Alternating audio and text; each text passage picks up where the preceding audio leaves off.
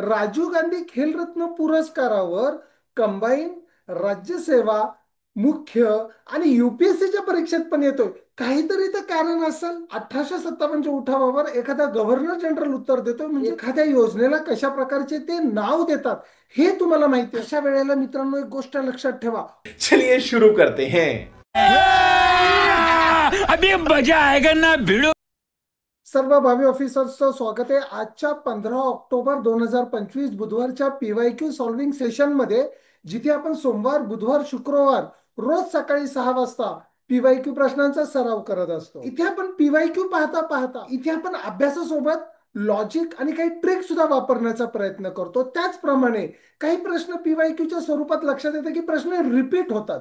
ते रिपीट कसे होतात, पर्टिक्युलर कोणत्या कोणत्या टॉपिकवर प्रश्न रिपीट होतात हे सुद्धा आपण पाहत असतो. तर चला, आजचा जास्त वेळ वाया न घालवता आपण ऑफिसर इन फर्स्ट अटेम्प्टच्या क्लासरूम मध्ये जाऊया. मित्रांनो, आजचं 15 ऑक्टोबरचं पीवायक्यू सॉल्व्हिंग सेशन चालू करण्यापूर्वी 15 ऑक्टोबर हा जागतिक विद्यार्थी दिन म्हणून साजरा केला जातो. भारताचे माजी राष्ट्रपती आणि मिसाईल मॅन, अख्ख्या जगात म्हणून ओळखले जाणारे डॉक्टर एपीजे अब्दुल कलाम यांचा 2010 मध्ये 79वा वाढदिवस हा जागतिक विद्यार्थी दिन साजरा केला. तर आपल्या सर्वांना जागतिक विद्यार्थी दिनाच्या खूप साऱ्या शुभेच्छा. चला, आपण एक होमवर्क पाहिलेला होता 13 तारखेच्या सेशन मध्ये.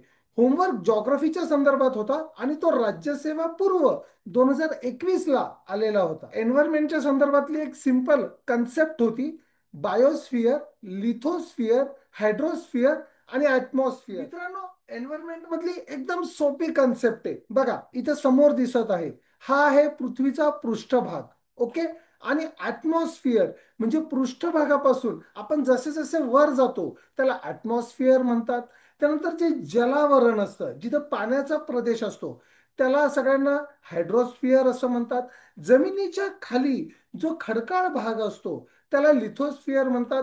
तो पृथ्वीचा जो पृष्ठभाग आहे त्याला बायोस्फियर असं म्हणतात. ही तर कन्सेप्ट झाली. मात्र बायोस्फियर आपल्या सगळ्यांना माहिती आहे, बायोस्फियर म्हणजे पृथ्वीचा पृष्ठभाग असतो. कारण आपण भरपूर कन्सेप्ट शिकलेलो आहे. बायोस्फियर रिझर्व है ना, प्राण्यांसाठी आपण काही रिझर्व्ड एरिया ठेवलेला असतो. तर तुम्हाला फक्त बायोस्फियर म्हणजे पृथ्वीचा पृष्ठभाग हे जरी माहिती असेल तर बघा, बायोस्फियरचं दोन येईल: वनस्पती, प्राणी, सूक्ष्मजीव इत्यादी. आणि फक्त एचं दोन हे जरी तुम्ही करेक्ट ओळखलं तर बघा, एचं दोन फक्त पर्याय क्रमांक 3 मध्ये आहे. म्हणजे फक्त एका प्रश्नाच्या उत्तरावरून बायोस्फियर म्हणजे पृथ्वीचा पृष्ठभाग, जिथं सर्व प्राणी राहतात पृथ्वीच्या पृष्ठभागावर, तर बायोस्फियर क्रमांक 2 करेक्ट उत्तर आहे. पर्याय क्रमांक 3. फक्त डेफिनेशन वर आपल्याला 2 मार्क मिळालेले, कारण राज्यसेवा पूर्वचा हा प्रश्न आहे. तर चला, आपण आता आजच्या पहिल्या प्रश्नावर चलूयात. बघा, आजचा पहिला प्रश्न इतिहासाच्या संदर्भात असून हा एमपीएससीच्या कंबाईनच्या पूर्व 2023 ला आलेला प्रश्न होता. मित्रांनो, सारखा सांगतोय, 1857च्या उठावावर सारखे प्रश्न असतात. 1857च्या उठावातला एक एक मुद्दा समजून घ्या. प्रत्येक परीक्षेत किमान 1 ते 2 मार्कांवर 1857च्या उठावावरती प्रश्न राहतात. प्रश्न एकदम सिंपल त्यांनी विचारलेला आहे: इसवी सन 1857च्या उठावात शिंदे व निजाम यांनी भाग घेतला असता तर उठाव यशस्वी झाला असता, असं डॅश डॅश हा गव्हर्नर जनरल म्हणतो. मी थोडासा जरी अभ्यास केलाय तर मला माहिती आहे 1857च्या उठावाच्या आधी जो गव्हर्नर जनरल होता तो लॉर्ड डलहौसी होता. आणि त्याच्या दत्तक वारसा नामंजूर धोरणामुळेच भारतीयांमध्ये असंतोष पसरलेला होता.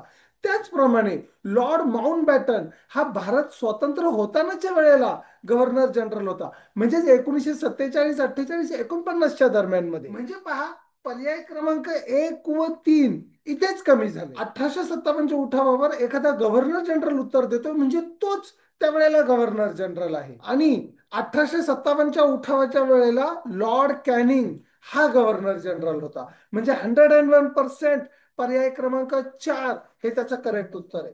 1857च्या विद्रोह काळात भारताचे गव्हर्नर जनरल होते आणि त्यांचा कार्यकाळ 1856 ते 1862 असा होता. आणि त्याचप्रमाणे लॉर्ड रिपन हे 1880 ते 1884 ह्या काळामध्ये भारताचे गव्हर्नर जनरल असून त्यांना स्थानिक स्वराज्य संस्थेचे जनक म्हणून आपण ओळखतो. कारण त्यांच्याच कालखंडामध्ये 1882 मध्ये स्थानिक स्वराज्य संस्था स्थापन करण्याचा प्रस्ताव मांडला गेलेला होता. तिथूनच पुढे तीन महानगरपालिकांची स्थापना झाली. कोलकाता, मुंबई ह्या दोन्ही महानगरपालिकांची स्थापना सुद्धा त्याच दरम्यान झालेली आहे. तर मग आता आपण आजच्या आपल्या दुसऱ्या प्रश्नावरती चालू. आपला दुसरा प्रश्न पहा, हा सुद्धा कंबाईन पूर्व 2023चाच प्रश्न आहे. आणि औष्णिक वीज केंद्र आणि दुसऱ्या साईडला त्यांच्या जिल्ह्याची ठिकाणं त्यांनी दिलेली आहेत. ऑफिसर्सनो तुम्ही कुठलेही असा, जर तुम्ही विदर्भातले असाल तर कोराडे नागपूर तुम्हाला माहिती पाहिजे. आणि जर कोकणातले असाल तर तुम्हाला ठाण्याचा किंवा उरण माहिती पाहिजे.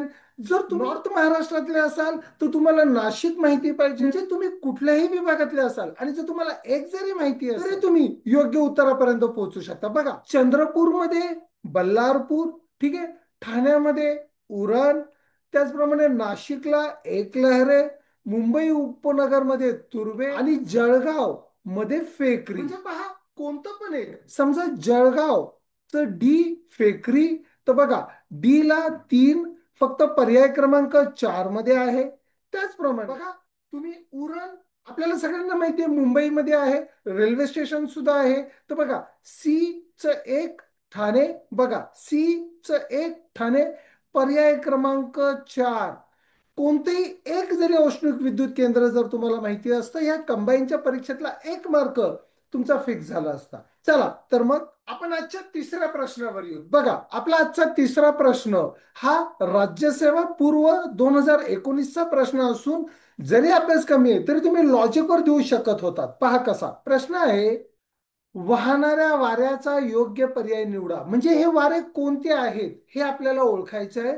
आणि इथून पहा, हे वारे आपल्याला ह्या साईडने, ह्या डायरेक्शन मध्ये आपल्याला येताना दिसत आहेत सगळे वारे. आणि जॉग्राफीचा अभ्यास करताना जर तुम्ही मॅप समोर ठेवला असेल तर ह्या प्रश्नाचं उत्तर मित्रांनो एकदम सोपं ठरलं असतं. बघा, खूप सिंपल आणि सोपं लॉजिक आहे. आपण ह्या साईडला पश्चिमेचा अरबी समुद्र म्हणतो, म्हणजेच भारताची ही पश्चिमेची बाजू आली, ही पश्चिम आहे, म्हणजेच ही भारताची पूर्व बाजू आलेली असून आपण दक्षिणेला श्रीलंका मानतो, म्हणजे ही आपली दक्षिण बाजू आहे. जर तुम्हाला उपदिशा लक्षात ठेवायची असेल तर आई हे लक्षात ठेवायचं. आ खाली असतो, ई वर असतो. म्हणजेच पहा, ही आहे आग्नेय आणि ही आहे ईशान्य.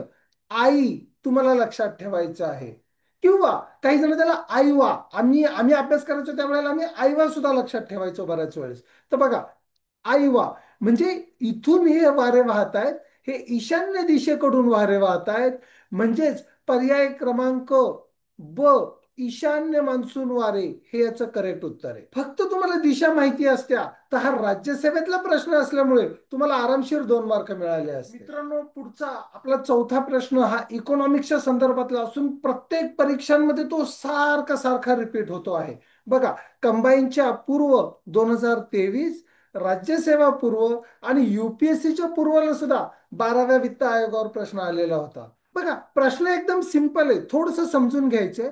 12व्या वित्त आयोगाने राष्ट्रीय आपत्ती निवारण निधीची योजना केंद्र आणि राज्याच्या योगदानासह डॅश डॅशच्या प्रमाणात चालू केलेली आहे. म्हणजे आपल्याला असं विचारलंय की केंद्राचं किती योगदान आहे आणि राज्याचं किती योगदान आहे. मित्रांनो, 12व्या वित्त आयोगाचा मी चांगला अभ्यास केलाय त्यामुळे मला योग्य उत्तर माहितीये. पण असं गृहीत धरा की तुम्हाला त्याचं योग्य उत्तर माहित नाहीये आणि लॉजिकने सोडवायचंय. अशा वेळेला मित्रांनो, एक गोष्ट लक्षात ठेवा, कोणते 2 पर्याय मिळते जुळते आहेत, म्हणजे त्याच्यात सिमिलरिटी आहे, त्याच्यात समानता आहे, हे शोधून काढा. पर्याय 1 25 75 आणि पर्याय क्रमांक 3 75 25. ज्या वेळेला 2 पर्याय एकमेकांना मिळते जुळते असतात, 100% त्या दोघांपैकीच एक उत्तर असणार आहे. इथं तुमचं 50-50% लाईफलाईन यूज झाली. म्हणजे पर्याय क्रमांक 4 आणि पर्याय क्रमांक 2 तुमचं कट झालं. ज्या वेळेला केंद्र आणि राज्य याच्या योगदानावर प्रश्न असतो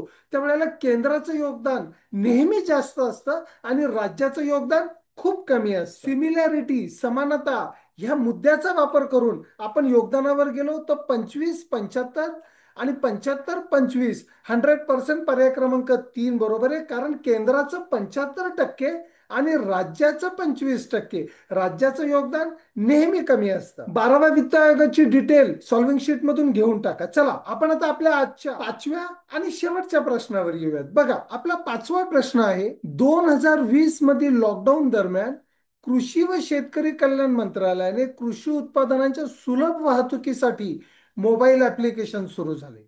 बघा पर्याय पहा, किसान एक्सप्रेस, किसान कनेक्ट, किसान रथ, कृषी नेटवर्क. मित्रांनो, केंद्रात बीजेपी शासन आहे. ज्या वेळेला अशा प्रश्नांची उत्तरं द्यायची असतात, थोडेसे शासनाच्या पॉलिस्या कशा प्रकारच्या राहतात, एखाद्या योजनेला कशा प्रकारचे ते नाव देतात, हे तुम्हाला माहिती असेल तर लॉजिक प्रमाणे सुद्धा तुम्ही हे ऍप्लिकेशनचं नाव शोधू शकता. क्या बात कर रहे हैं?